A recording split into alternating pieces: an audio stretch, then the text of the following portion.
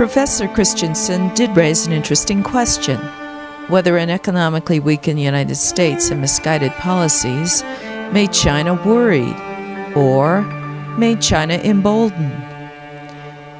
But does it matter? China has now emerged fully confident and ready to go. Only go where is what concerns us all. However, there is an equal belief that where she would like to go is simply to do the best for her people and her nation.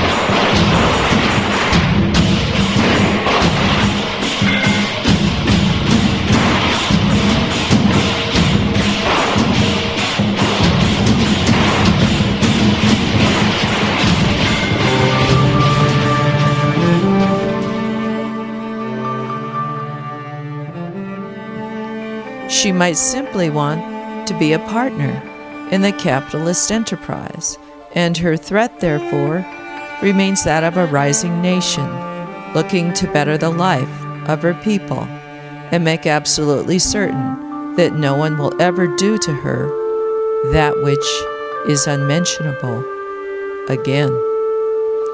The acts may be examined and conclusions reached, but the answer to that question remains a mystery, albeit a very interesting mystery.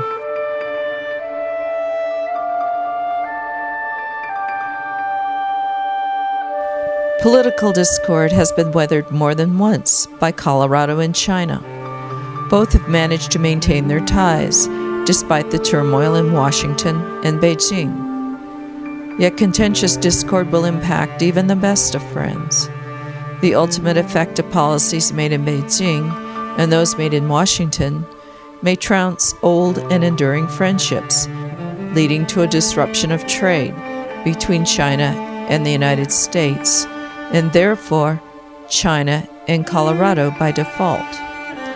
Chinese businesses are now asking themselves, is it worth it to have a relationship with the United States when Southeast Asia seems just a bit more willing and a lot more respectful?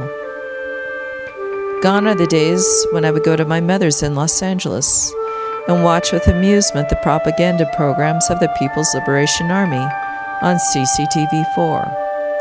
I used to be amused at the kindly army troops planting camouflage furs on various Chinese islands, doing what most armies do behind the scenes, unless they are China, and in the process of elevating the image of the benevolent military in the minds of the Chinese and others vulnerable to propaganda.